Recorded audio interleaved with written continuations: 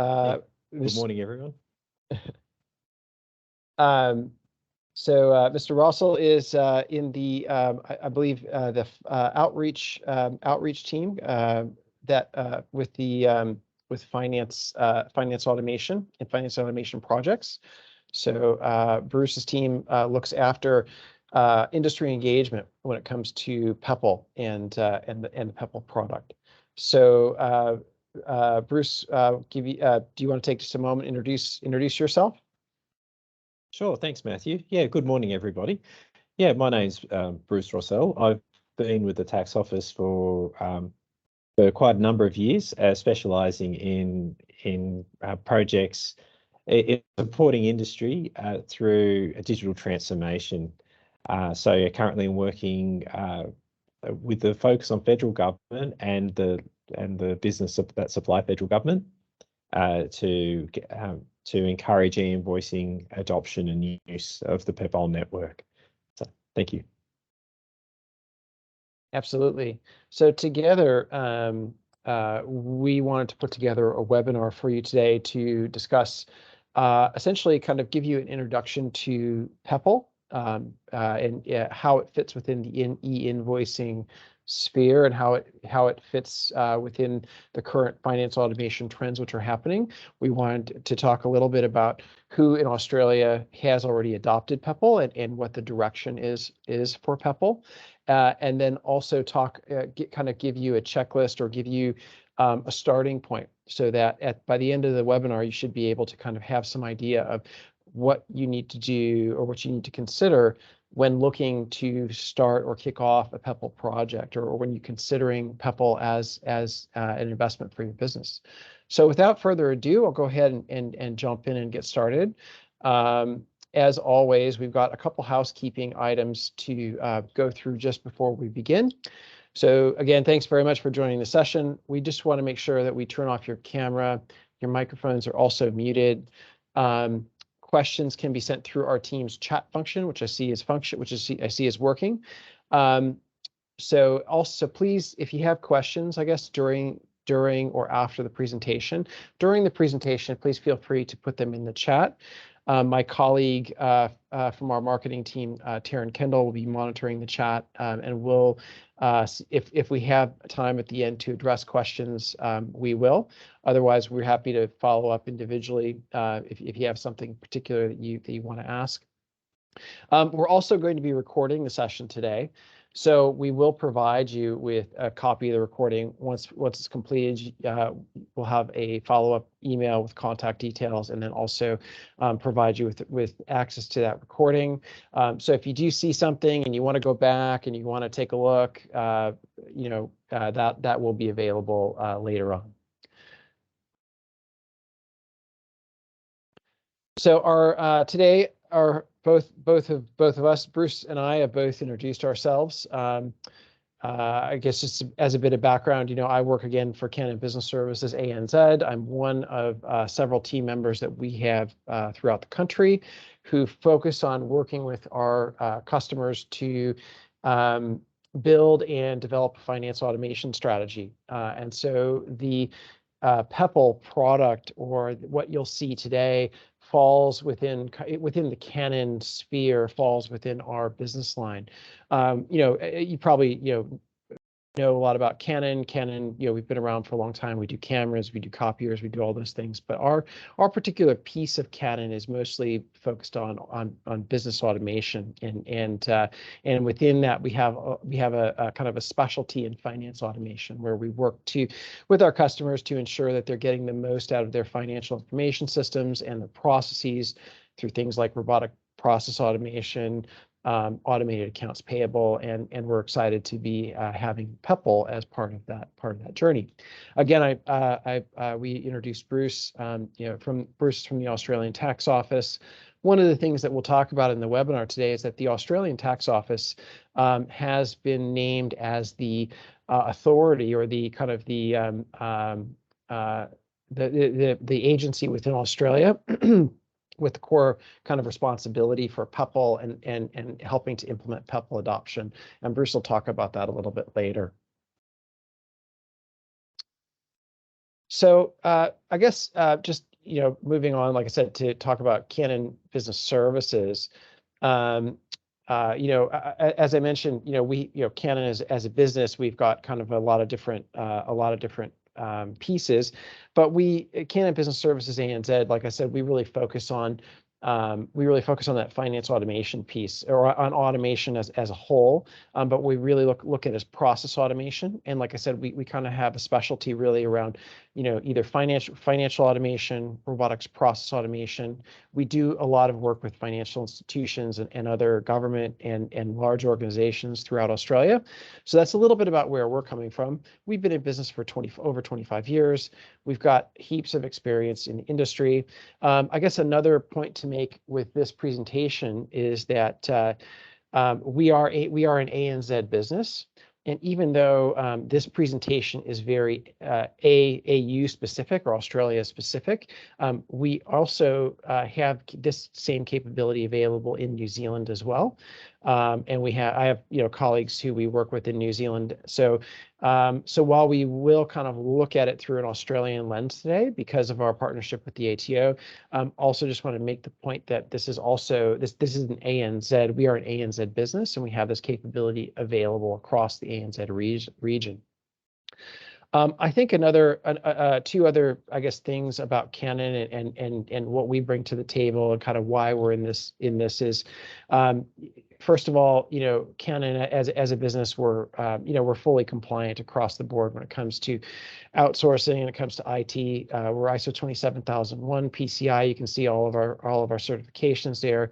And in addition, we really come to the table as a partner, and I think a lot of our existing customers will tell you and refer to us, as their business partner. We are really focused on making sure that we not only enable you to take advantage of technology and to get the right outcome and ROI, but we also go with you on that journey, and we work with you as a client to make sure that you're continuously receiving the right return on investment that for your investment that you make, which is really exciting, I think, for us and for a lot of other folks of our customers in the industry.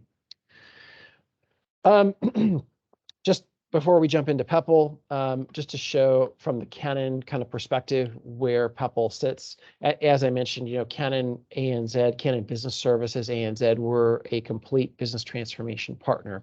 So we have a portfolio of services and products that we offer both in the IT space as well as in the operations space. So along with being able to provide things like Peppol, E-invoicing, accounts payable, robotic process automation. We also have services like mailroom management. We have OCR technology, backscanning. We also work in like I said, the IT space, where we have a full service suite of IT security and compliance practice and services. We have IT professional services. We have our own cloud applications and cloud managed services. So we really do kind of this. We are equipped to do a full business transformation, and we're really we do bring a lot to the table when it comes to trying to run a business transformation process. So I won't go through this slide in detail, but I'm certainly happy to work with you guys if anyone is keen to learn more about any of those. We're happy to help you with that. All right, so let's go ahead and jump into Peppol, and that's why we're all here today. Or e-invoicing with the Peppol network is the subtitle. Now, if you've been onto my LinkedIn or you've been following any of my LinkedIn posts, you'll see that I promised to tell you what Peppol stands for. And because everyone kind of says, well, this is kind of an odd name, this Peppol. I think of a pebble or a beach or something like that. But Peppol stands for Pan-European Public Procurement Online. And there's a little bit of a kind of a story, I guess, behind that, is that the Peppol network was originally started in Europe as kind of as an e-invoicing EDI network, but it grew outside of Europe and got adoption within most of the major economies throughout the world. And so now it's kind of grown from just being European to being to having a much larger global footprint. It's public procurement online, and part of the reason again behind that is it is very much procurement or B2B transaction focused. So as you'll see, really the kind of the focus of the Peppol network is the ability to transact invoices between organizations, to do it quickly, to do it efficiently, and to do it accurately. Kind of those are the really the three key parts of Peppol, which you'll see. But that's essentially just as a cool piece of trivia. That's there for you to know if anyone asks you kind of what Peppol stands for. And we touched on this, but what is Peppol? So Peppol, like I said, it's a global standard e-invoicing EDI network. So it's again this kind of global network where you have the capability to plug into this network, and you have the ability to transact invoices with anyone on the network, whether transact information with anyone on the network, be it in Australia to Australia. If you have a supplier or customer in Europe or in the US who's on the Peppol network, you still have the same capability to use that same network between them. Peppol is vendor and system agnostic, so it's possible to use multiple different systems and to use Peppol in different places throughout your finance system. It's not reliant on having a specific product or a specific vendor. Peppol is, again, like I said, secure, reliable, structured, and fast. That's kind of the whole point of the network, is to be able to transact invoices and invoice data quickly, reliably between different Peppol network participants. And then I guess Peppol currently is in 41 countries in total. There's 32 countries in Europe that are using it, plus the other ones that you see, of which Australia and New Zealand are two of those. Also Canada, China, India, Japan, Mexico. So there really is it's kind of getting this global adoption as the EDI standard globally to be able to complete these transactions. Within Australia, something interesting I found is that Annex 5 to the Australian Transportation Agreement is kind of the that's kind of the governing law in Australia for Peppol, and it kind of sets out the requirements and sets out some of the compliances and information that's required for instance, Peppol partners or access points to be able to be compliant with. And again, we said that the ATO really is the key authority in Australia that when it comes to driving Peppol adoption and kind of managing kind of the Peppol journey for the country. In terms of how again, if you're going to access Peppol, you need a Peppol service provider. It's much like an internet service provider if you think of it that way. But a Peppol service provider like Canon, for instance, Canon Business Services, what do they do? We manage customer access to the Peppol network on your behalf.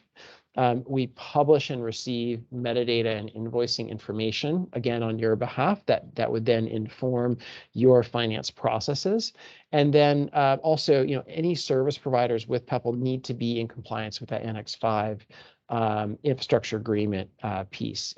So Peppol service providers, not only are responsible for being compliant with that, we're also responsible for maintaining the security and the accuracy of the information and making sure that it gets where it needs to go. So a good way to think of it, like I said, is like an internet service provider, or somebody who's helping you to access the network in the right way, and making sure that it's not only accessing the network, but it's also providing you value when it comes to working with your finance landscape and your current financial information systems that you're using. So why Peppol? What's the point? Like, why is it important? Well, I think the big immediate benefit for a lot of businesses, a lot of organizations, is faster invoice processing and payment times.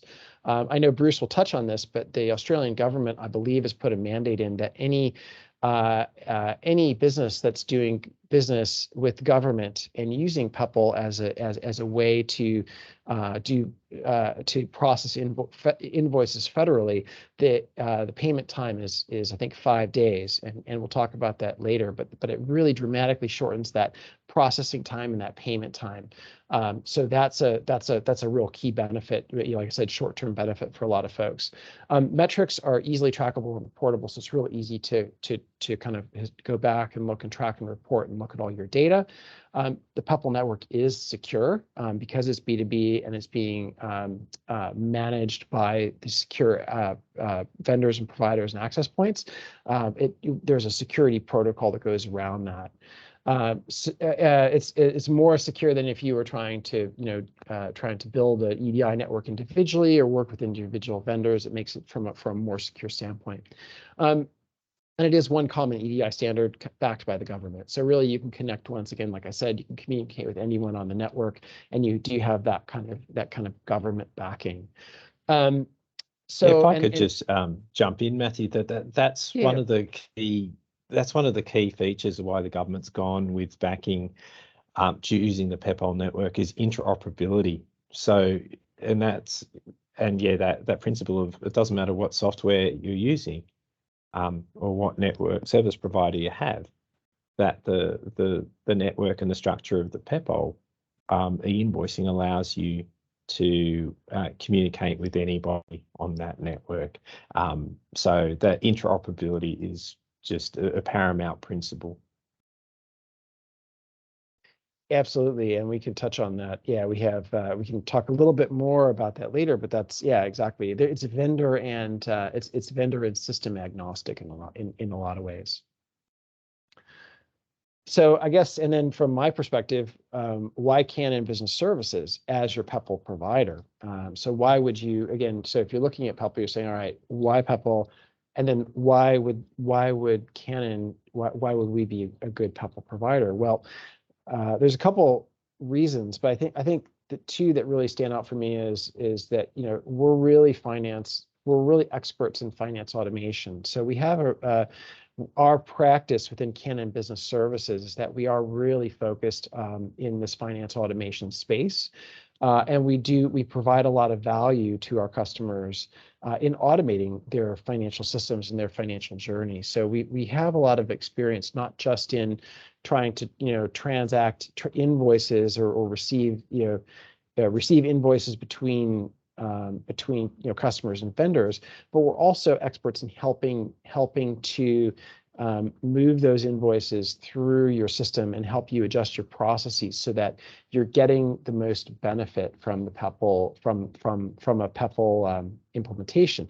So for instance, like if you were to receive a Peppol invoice and the 5-day payment time or the shorter payment time benefit goes away if that invoice sits in your AP queue for 30 days.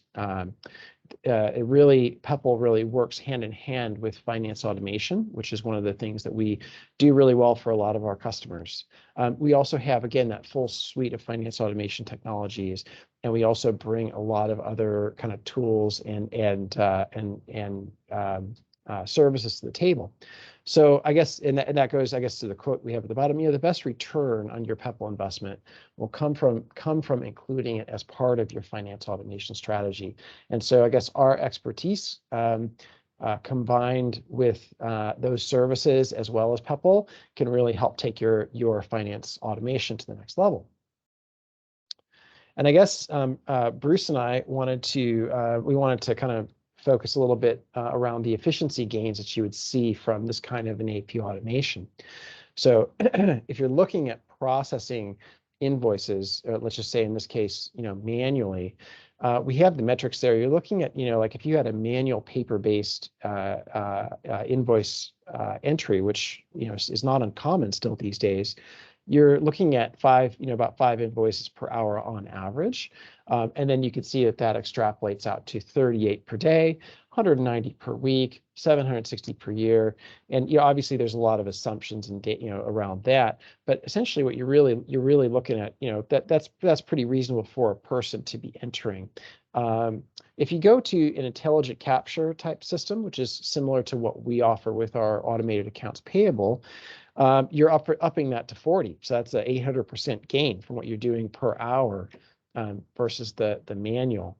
But then in addition to that, if we're able to do it electronically, where we're not doing any PDF capture or OCR, having to match or pull line items off of invoices, then you're looking at really kind of supercharging your AP in that electronic way. And in that case, you're looking at over 900% from what you could do in a manual kind of paper-based environment.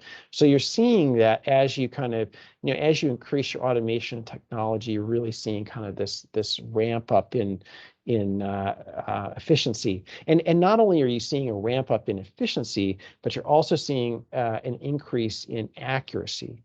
The accuracy of a manual paper-based system is always going to, on the whole, it's generally going to be less than if you were to do it in an electronic format where the data is structured and everything's managed electronically end to end.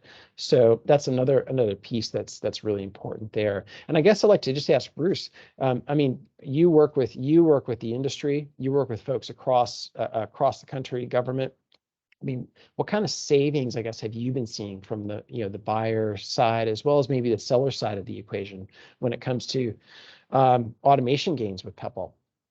Sure, thanks, Matthew. Yeah, look, we have been, we've done some studies, some quite comprehensive studies, and sort of averaging out sort of across, across business, that it costs about $30 to process a PDF invoice or a paper invoice, about $27 on average for a PDF invoice that's emailed, and then that cost drops dramatically to about $9 per invoice when you're using e-invoicing.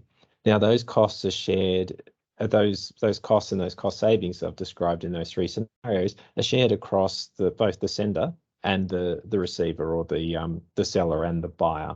So there are multiple studies that have been done around the world, and the savings do range sort of, pick a study between 60% and 80% when you're shifting from a paper-based system to a fully, electronic e-invoice backed system. But there are savings to be made. Absolutely, and it's savings, like you said, but both on the buyer and the seller side. So there is a benefit to both sides of the equation when it comes to both getting those efficiencies as well as those cost savings. So Bruce, I think Bruce, would you like to give us a kind of an overview of some of the statistics for e-invoicing in Australia these days? Sure. Thanks, Matthew. Yeah, look, well, I'll talk you through a bit of a state of play where things are at the moment. I'll start off with government, and with the federal government, we've seen a lot of progress over the last couple of years, and there was and I'm pleased to announce that we've got over 100 Commonwealth agencies are now able to receive e-invoices, which meets the Commonwealth government mandate for their agencies to be able to receive e-invoices by the 1st of July this year. So that's really pleasing to be able to share with you. Look, it's still early days for many of these agencies to transact with e-invoicing, but if you supply a federal government agency, there's a list on the ATO website which you can check and see if that agency is listed, and you'll be able to send them an e-invoice. So that's where you can go to find out more. Well, across the states and territories, there are a lot of activity with the invoicing. New South Wales has over 60 of their agencies enabled currently. South Australia has joined the e-invoicing network this year, and they have enabled their shared services agency in South Australia, which receives invoices on behalf of many South Australian government departments. So that's, again, still early days in South Australia, but it's really pleasing to see the South Australian government sort of get behind e-invoicing as the New South Wales government has.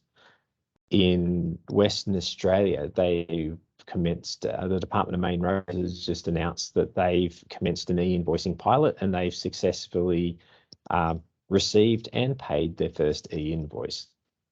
The Victorian government is still in the planning stages of their e-invoicing pilot, and other states and territories are progressing with their plans. With local government, so councils, movement's a little slower, but there's still progress. Well, there's now 3 local government organisations, one in Victoria, one in Tasmania, one in New South Wales, who are becoming e-invoicing enabled. And other councils are looking to them for leadership on the matter and seeing how that goes. But we're actively working with the local government sector to promote e-invoicing. The reason we've focusing on government sector is that overseas use of the Peppol network has shown that increase traffic and trust in the network comes when government goes first and supports it. So that's the purpose of the Commonwealth mandate, and that's why some of the state governments have sort of taken some leadership there. In the business community, we're working with large businesses. We've got a couple of examples on the screen. For example, Bunnings are now e-invoicing enabled and sending e-invoices to some of their customers. And BOC Gases, they've talked to us, and they've already seen a decrease in the time it takes for their customers to pay the bills since they've started sending e-invoices.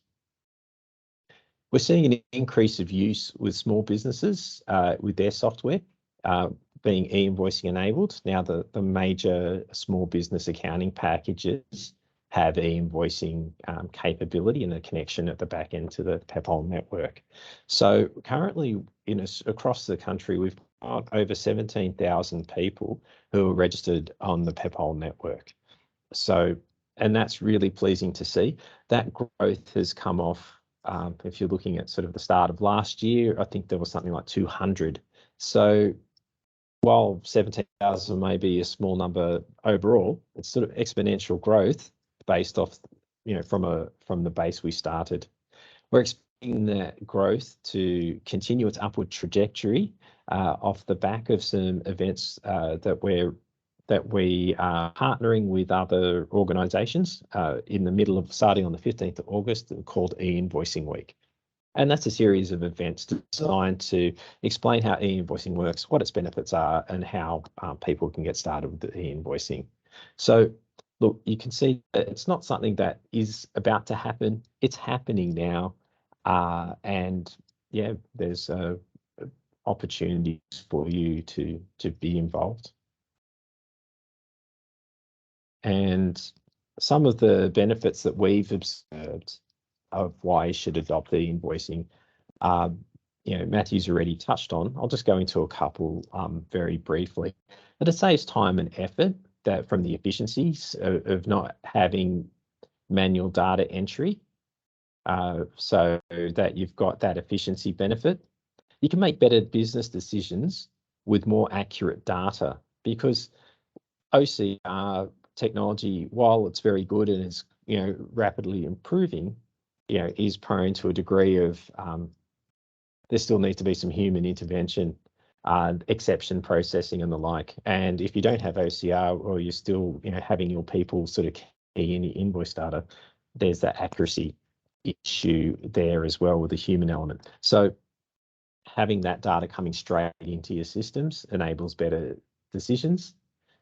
It's the faster payments. Yeah, the Commonwealth pays eligible e-invoices in 5 days, is committed to pay eligible e-invoices in 5 days. And where they don't, there's an obligation to pay interest to the business. So that's a huge incentive to become e-invoicing enabled if you're a Commonwealth government supplier. Other jurisdictions are also looking at concessional payment terms for e-invoicing. The security issue is one I really want to sort of talk about for just a moment. That invoice fraud is one of the major fraud issues for facing businesses, where a business gets emailed, emails are intercepted by malicious actors, and a valid invoice has, changes the amounts or changes the bank account details. So the business receives that invoice, processes it, and the money goes elsewhere. So that's something that's becoming more and more prevalent. I think that's costing over $180 million a year to businesses and increasing based on some stats from the Australian Cyber Security Centre.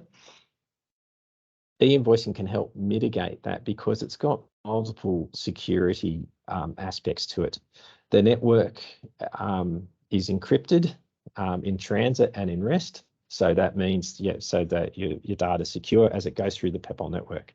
The service providers are accredited by the tax office in its role as the Australian Peppol Authority.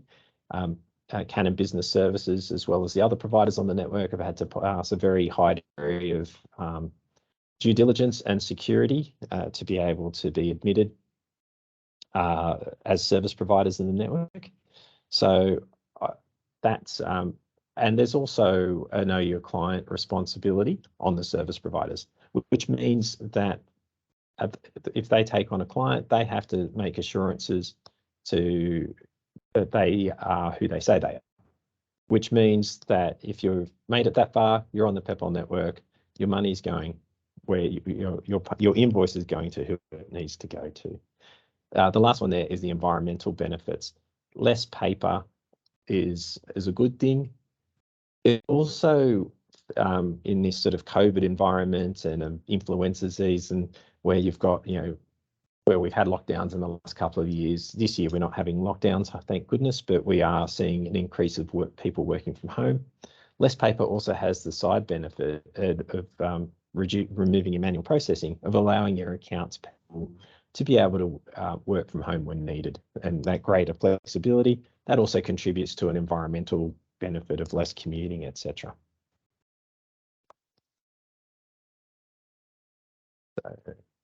And one of the questions that we get asked a lot is, why is the ATO involved in e-invoicing?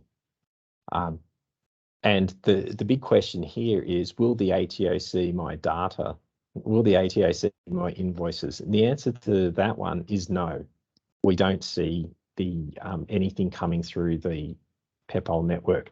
This is where e-invoicing is different to any other initiative the ATO has run. Other initiatives the ATO has run, which you may be familiar with, including single touch payroll, standard business reporting, and SuperStream, involve a reporting obligation or a payment obligation from businesses to government, specifically to the ATO. This has been established to champion, in particular, the digital economy and small business in particular. But businesses of all sizes can experience the benefits of that. The ATO has been tasked with running this for the government because of our experience with other economy-wide digital transformations, such as single-touch payroll. So the ATO has been tasked with that. There's been legislation allowing the ATO to administer the invoicing framework and act as the Peppol authority. I mentioned about the data. We collect high-level data on the traffic going through the e-invoicing network, but we can't view invoice data. We manage the framework.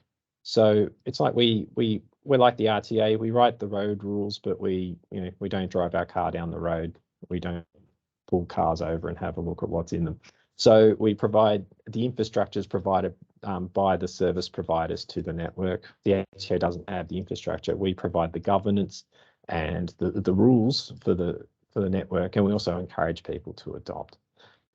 And the final point there is that we're, with our experience and because with our engagement with the service providers and with businesses of all sizes and from all industries across the economy, we're in a good position to influence government with further to help, to help better the system and to, provide more benefits.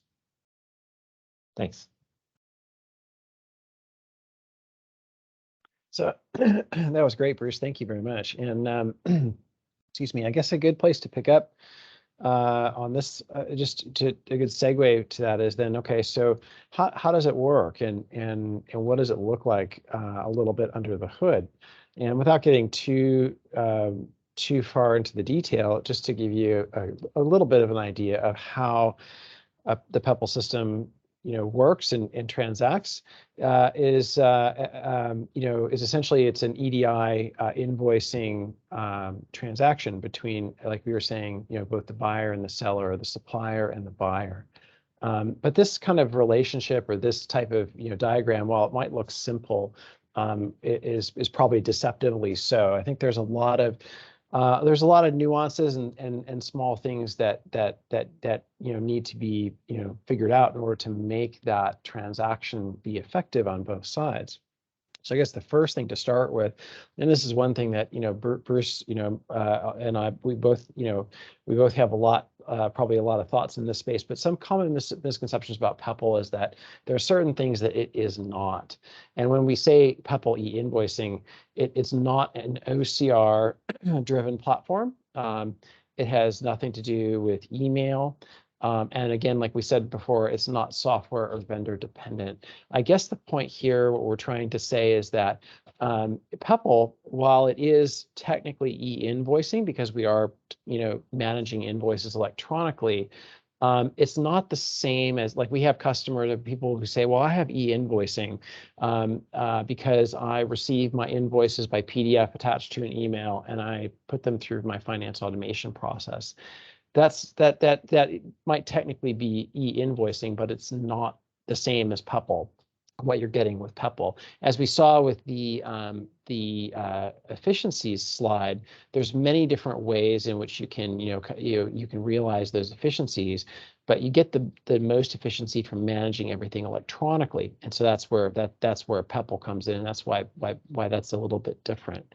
The other, I guess, real important point to make is that Peppol and e-invoicing are not necessarily the same in every single case. But I guess the key point here is when you look at the Peppol network, or Peppol as an e-invoicing network, it's software. It's not software or vendor dependent.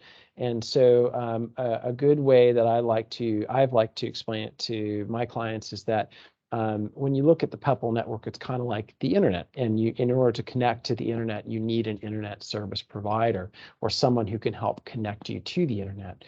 You could go out and build your own, but it would be expensive and take a lot of time and have a lot of regulatory hurdles. And I guess that's kind of where we at Canon come in, is we want to work with you to be that access point, or that provider to, we're for our customers an access point or provider to the Peppol network. And Bruce had another really good example yesterday. Bruce, do you want to give that about the cell phone networks that you were saying? Sure. Yeah. Thank you. Yeah. The way I like to explain it is that it's like the mobile phone network that, Matthew, I might want to call Matthew. He might be on Optus. I might be on Telstra. But we don't know what goes on behind the background. All I do is I pop in his phone number, I dial it, and and the magic happens in the background, and the phone calls connect, and I'm able to speak to Matthew. Very similar with e-invoicing, that all you really need is, once you're connected to the network, is the ABN of the person you need to send the invoice to, and then that is used as the identifier, and that looks up where the invoice needs to go, and then the rest happens by a service provider in the network. Yeah, absolutely. So you could have, for instance, in this scenario, you could have SAP and you could have Oracle on, you might be running SAP, your other customer might be running Oracle or Xero or MyOb or something like that. It doesn't matter. You're still, if you have access to the Peppol endpoint, to the Peppol access point, and you're transacting the data on that network, you're still able to manage that transaction in the same way. And this is a little bit more detailed. This is a little bit more detailed view of what happens in a Peppol network transaction. We call it the four-corner model. And without getting too down into the weeds here, essentially it just shows you how the Peppol network works securely, is that you have the supplier preparing the invoice, sending it out through their access point, which does that address lookup through the database. That's again, like Bruce said, that ABN is part of that lookup. It's then sent securely over the Peppol network, received by the access point for the buyer, and then processed through the buyer's finance automation technology for payment. So and I guess the point I was trying to make here is that this is where kind of Canon Business Services, if we're looking at our kind of Peppol offering, this is the key part of where our offering is located. Our services around Peppol is that we both provide both that endpoint or that access point to the network, but then we also can provide that downstream finance automation that will help you help make sure that invoice, once it comes in, gets processed effectively and then paid on time. So you're really realizing all the benefits of that Peppol network. And our existing customers will be familiar with this slide. This is a kind of just another very detailed overview of what kind of an accounts payable automation service would look like. And you'll notice you have, obviously different input channels for invoicing. So you have, the physical mail, you have your email with attachments, as well as the reference data. And what we're essentially doing is just adding Peppol as one of those input channels into finance automation. And that's a good way to think about it. If you're looking at your finance system landscape and thinking how this works and how your business processes work to accommodate that, you're really looking at Peppol as another input channel, or hopefully the primary input channel for your finance automation.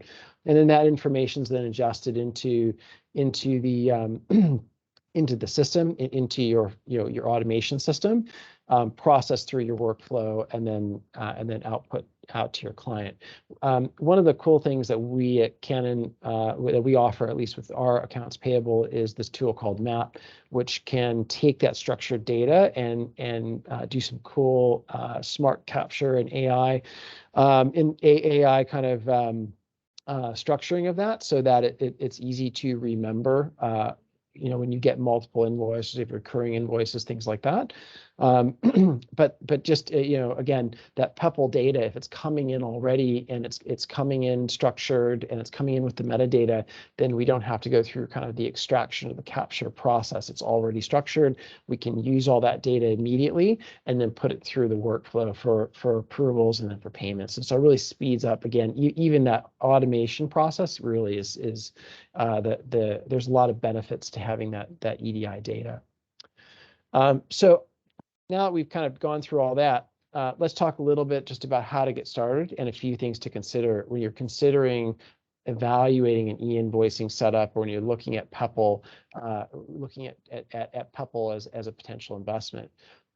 Probably the first thing really that we would encourage you to do is really consider your automation strategy.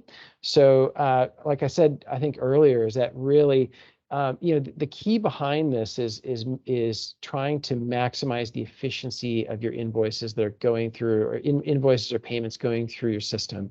And in order to do that, you have to really look at either centralizing your AP or AR, but you also want to look at, how can maybe, if you don't have a centralized AP or AR function, how can you leverage automation, or how can you use different tools to enable your business process to work in a way where you can kind of leverage the benefit and the capability of that Peppol that Peppol network.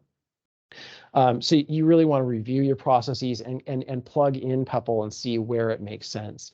At what points in the process do you have approvals? At what points in the process do you need to send and receive data, or where does it make the most sense to send and receive data, to what parts of the process or what systems in your landscape? And then once we have the architecture down, then the next part is really to start to build the business case, and that's where you'll evaluate the return on investment. And we do this with all of our clients, where we take a very ROI focused look how you want to build the business case, and to really quantify the return that you're going to get. If you know how many invoices you're running through your system, and how much you're spending on a particular part of your process or your system, we can help kind of quantify that and put that together so that you have a really solid business case and benchmarks to hit when you're embarking on that project. And then once you have all that in order, then you need to start looking at, okay, when it comes to selecting an access point, what's involved in that? And how do you find a vendor for that? How do you find the right partner for that?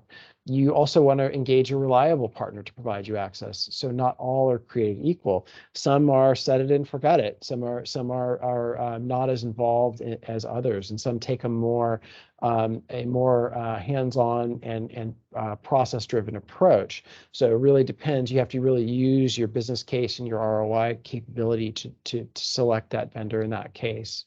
Also, keep in mind that that Annex 5 compliance and security compliance that you need around your Peppol vendor, because that access point is going to be transacting data on your behalf. It's important to keep that in mind.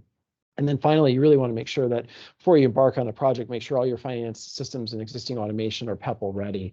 And what this means is really making sure that you're able to add Peppol effectively as that extra endpoint, and you're as an extra ingestion point, and you're able to transact appropriately. So there is a bit of a finance system rationalization, or a bit of a finance system kind of project that an analysis that needs to happen as part of this, depending on how you're implementing it and in which way you want to put Peppol into your system.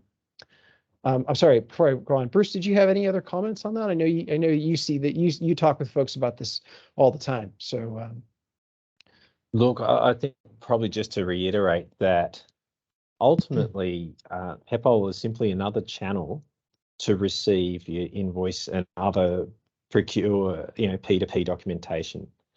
So it's about, and it's just important to have your business processes in place, to carefully review business processes so that you can gain the most efficiency out of it, to align with, to support your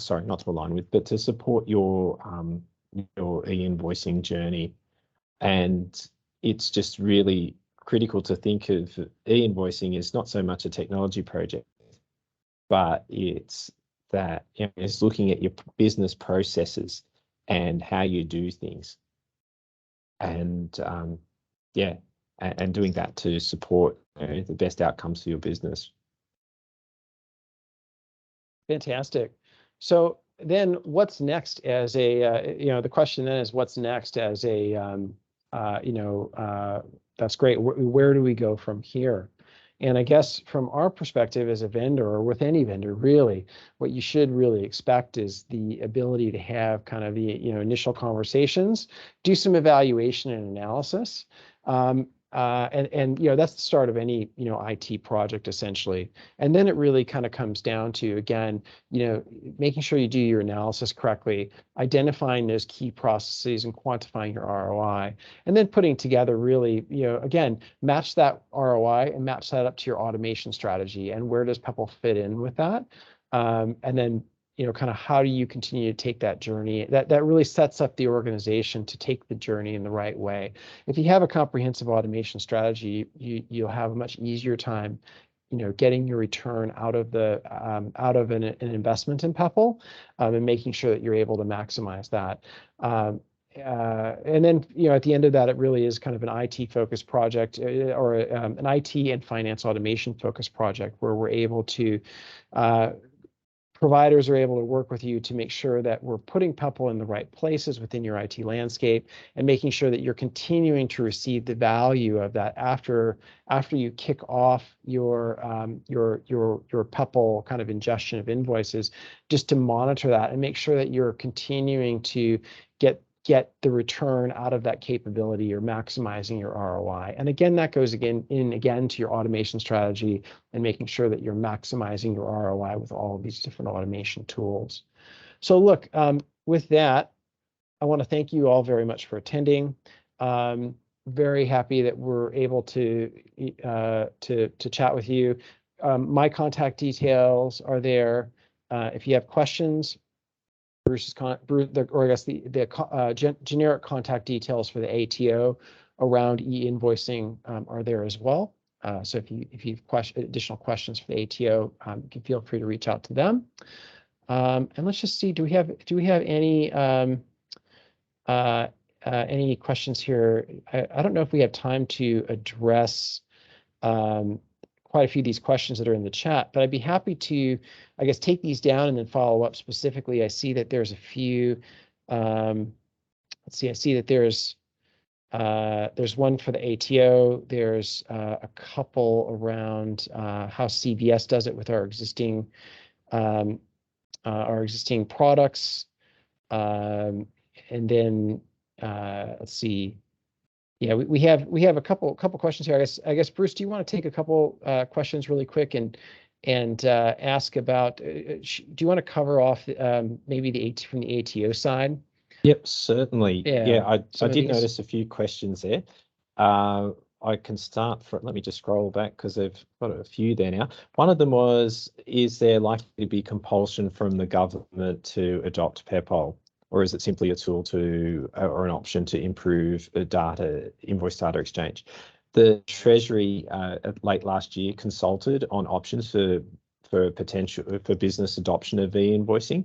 So while the government hasn't made any decisions, and there's been a change of government since then, so at this stage, for the mandate I mentioned earlier was on federal government agencies only to adopt. For businesses, it's there's currently no mandate. It is set up as a business efficiency tool. So yeah, as an option for improved business efficiency. A couple of other questions I might just quickly touch on. As I said, may not have time to do all of them. Again, since it's voluntary in nature and it requires both trading partners to be connected to the Peppol network, I noticed there was questions about that. And yes, so in summary, yeah, both trading partners need to be connected to the network to use it. Is there a list of invoice fields in the Peppol format? There is. It's got a long technical name. I'm sure can be distributed afterwards. But yeah, it's called the Biz Billing 3.0 specification ANZ. So for Australia and New Zealand. So that gives you a list of all the mandatory and optional fields in the Peppol file format. Does the ATO have a list of access points? Yes, it's on the ATO website. I believe there's 35 currently approved in Australia. And I'm just having a look. Yeah, I think that's probably it as far as my quick wrap up. That's fine. I can questions.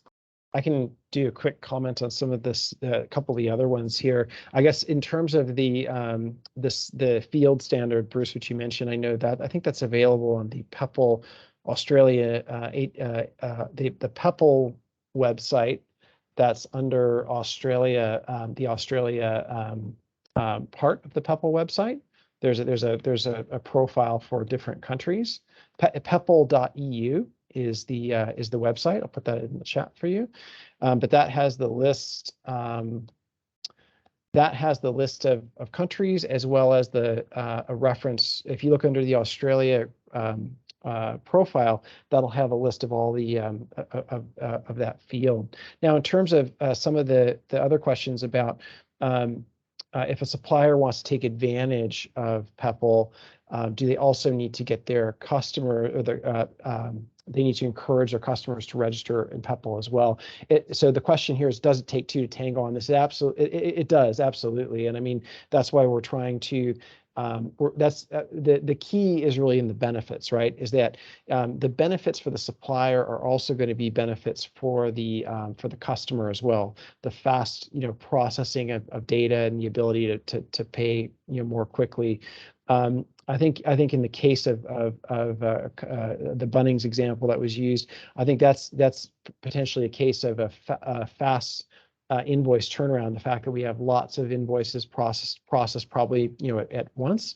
That's another benefit or advantage. There's also benefits and advantages when it comes to structured data. If you have, if you're one large company and you have thousands of suppliers, that structured data could potentially provide an advantage. So there's a bunch of different advantages, but yeah, you do need two people you do need both a supplier and a supplier and a customer to make the Peppol network work.